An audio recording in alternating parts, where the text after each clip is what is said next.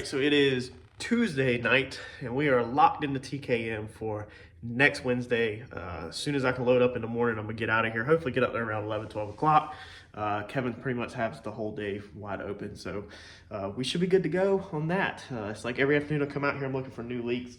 Had a leak on the floor over here, blue tile. It's just them fittings that we replaced whenever John cranked it. I've got them on the way. I've got the brake line fittings on the way.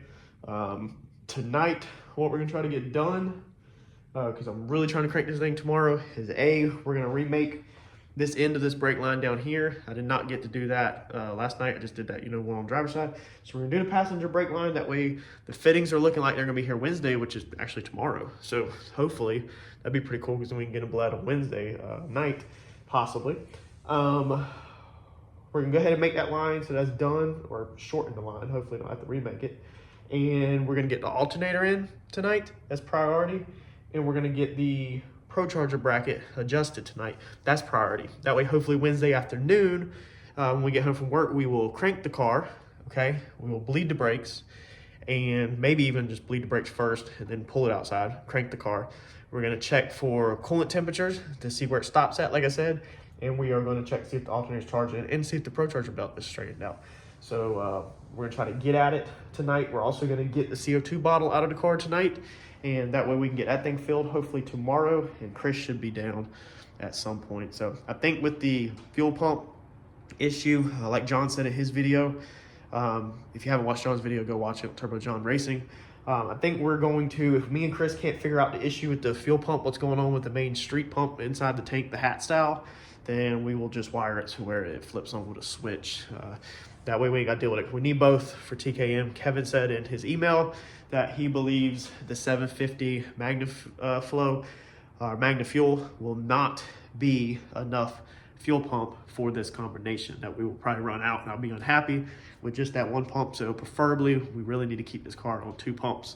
Or you would obviously have to spend money for a bigger one. We're not doing that because we already own 2 pumps. We have an Aeromotive 1000 hat style intake fuel cell one that was supposed to be for street driving basically, and then we have the Magna Fuel 750 external mounted to the bottom side of the car that we flip on with a switch. That's how it was switched up, or that's how it was wired up originally, so we might have to put both of them on a switch. Let's get at it.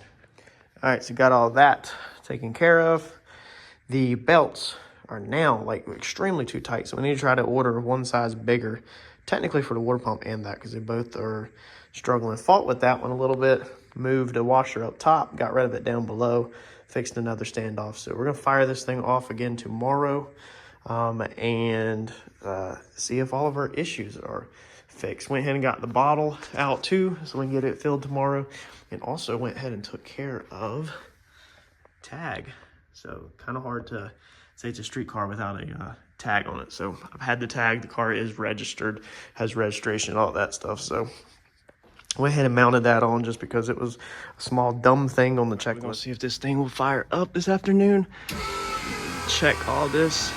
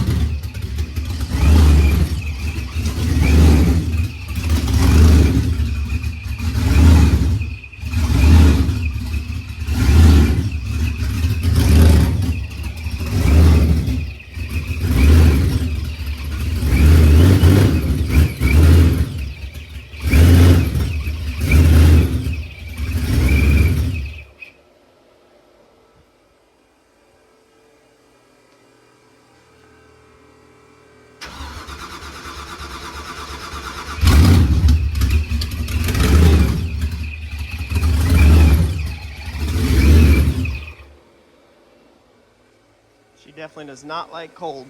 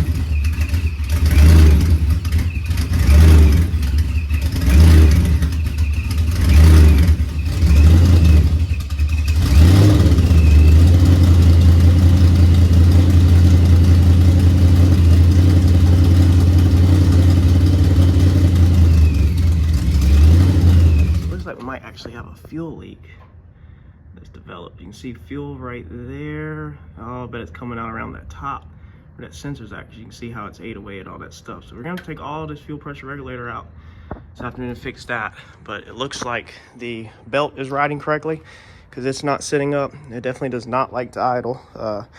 We're gonna have to fix that. Kevin's gonna have to do something about that, or I'm gonna have to change something. And I still can't figure out what the water temperature is probably gonna end up being at, because it doesn't want to idle, and I don't want to keep idling it with that fuel leak right there. So one step at a time, right, y'all? Well, we are going to drain the fuel system, draining a little bit of coolant out of it now, because we have a leak on the motor regulator. You can just see the white crap. This is how it's ran everywhere. It was sealed up last time, no issues. This time it's leaking. It's extremely hard to get to. I shouldn't have put it there. So what we're gonna do is we're dropping the coolant out so we can undo this line, and I'm gonna try to see if I can mount it somewhere right here. Maybe build a bracket somewhere over here if I have enough line. Basically, the only one in question is gonna be coming from there to there, and if I have enough fittings. If not, I guess I will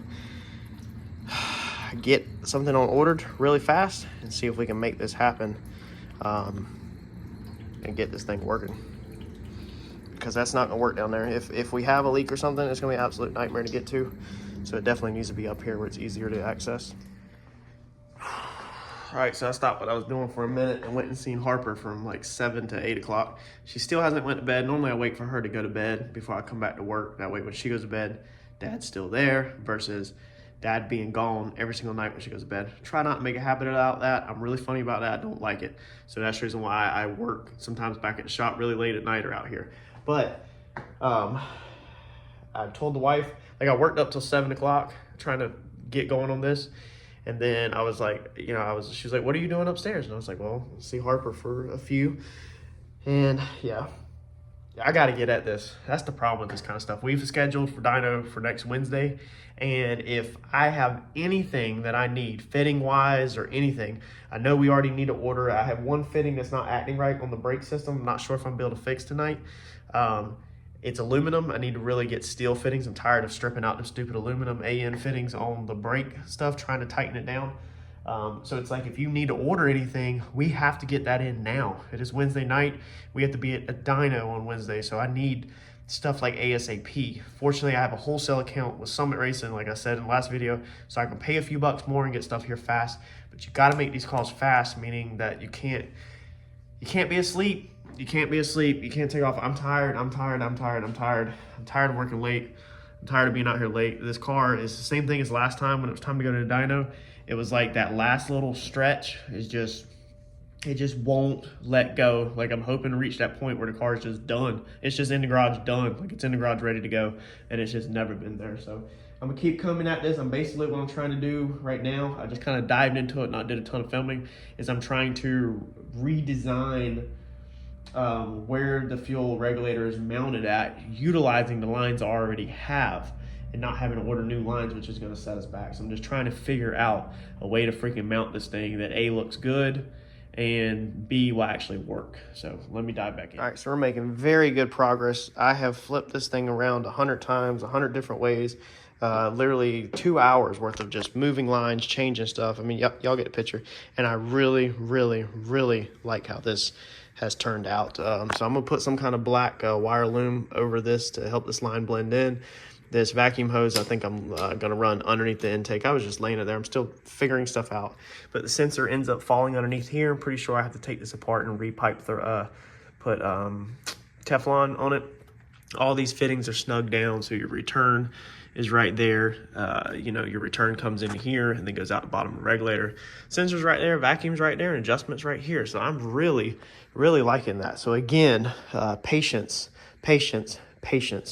is the key. We have got a complete crap show going on under here with fittings. It looks like a nightmare, but it's actually not that bad. It's no harder than it was before. So before, we had the fuel line running that way the exact same way, and we had a line coming out of here. Now, one thing we did change is, as you can see, I have some lines on the floor. So the lines we have on the car now is actually this line. It's a double. I have 2 of these lines. This is the car that we did have, or the line we did have on there. You remember how I was complaining that it was tight. So let's see here. I think these ends right here are close to the same, okay? But look at the length difference. So we definitely have more length on the new one that I put in, and I didn't even remember that I knew I had them, but I didn't put 2 and 2 together. These are the same exact lines. So this thing flows beautifully now. It's not pulled tight. It's nice and loose. I can actually move it, you know, to work on stuff, you know, and then if I wanted to pull it up and zip tie it kind of like that so it flows double with that radiator hose like that, I could. You know, yeah, I wish it was shorter, but I mean, we're working with what we got, like we went over in the last video. I think I'm honestly just gonna leave it kind of floating like that, maybe zip tie it over to this bar or something. I don't really know 100% yet, but I'm really digging how these lines have turned out, how they turned out this time. So I need to get the throttle body back on there once I get the wiring taken care of underneath here. We keep losing fuel in here. We're destroying the freaking paint in the top of this motor, but hopefully this won't happen again. It's also more enjoyable that I can get my hands down in here now, and if I need to run any wires or anything, I can, man, look at all the blue paint coming out of there. That fuel, I'm telling you, boy, it messes up the freaking paint. But you won't see it. So it's just, I should have did this from the start, but we learn as we progress, and that's the reason why I cover every freaking thing I do, because this will help trigger other people's ideas and brains to do it themselves. So now this is the bracket that come with the regulator. It's just 1 bolt hits, 1 bolt don't, so it's the wrong spread, but it works perfect for mock-up. So I think we're gonna keep it exactly like this. We just need to make another bracket that actually hits this hole and this hole, you know, and bend it so that it works the same way. So we'll probably do that later on, but for right now, you know, it's on there and it works good. So I'm definitely feeling it. Got to jump on the Turbo John live chat call, and I will catch back up with y'all real fast before I leave, or before I stop recording. Somebody asked in the last video, you know, how about flipping the pulley? That was an excellent question. Problem is, here's the pulley. So it is on like this. It threaded on, and it threaded onto the shaft using an Allen head. So you had a really giant Allen head. So and the spacing right here. So you can't flip it, because then you have an Allen head on this side and threads on this side, and then your spacing is wrong. The new pulley is grooved from here to here with all these grooves. There's not this flat spot, so the pulley does look wider than the belt, but it rides on there perfectly fine. So you can't flip the factory pulley for the alternator. You're gonna have to change it out if you're flipping the OEM alternator around on a Coyote. So I just got everything put back together and buttoned up. So hopefully tomorrow we come home, we can start this thing back up again. We're gonna have to top the coolant off because I lost some of it this afternoon. It's gonna be way down low. Pissing green stuff everywhere. The stuff that I run in my coolant is an additive. It's actually the same thing that Big Chief runs. I actually went over it a while back in the video. He went over all the advantages to it. I can show y'all real fast, just in case you're new to the channel.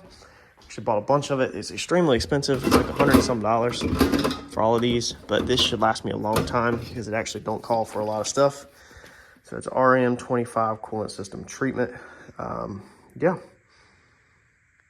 So that's what it is. Big Chief did a bunch of stuff on it on his video. You can look it up, research it, but it's just an additive. So for like a 5-gallon coolant system, you only add 8 ounces, and every single one of them is 32 ounces per thing. So I definitely didn't need to buy as much as I bought, but I'll never ever have to buy it again. I do got to run this vacuum line, snake it through there. I should have did that earlier, but I didn't. I actually forgot about it. But besides that, it's back wrapped up. So hopefully these changes work. I tested it a few minutes ago. I turned it on before this, and everything was sealed up besides this one. This was the only one leaking, is the pressure sensor. So I took it apart because I knew I had to anyway. I was just mocking it up and putting new liquid Teflon on it, and I'm just gonna let that dry overnight, and then we'll try it again tomorrow. And hopefully all these fittings are sealed up and we're good to go. We also did get our bottle for our air shifter filled today, so we got that knocked out. BPF or whatever. Whoever does my fire booth suppression system actually filled it. So we got that taken care of. We just got to get it back in the car. My back hurts. I'm tired. I've had a rough day. Y'all will see how my week went in the next video. Paper Chaser series. It's been a rough start to the week. Some back-breaking work. So that's it for tonight. Maybe this thing will crank up tomorrow. No leaks, and we can finally see if it's cooling. I'm out.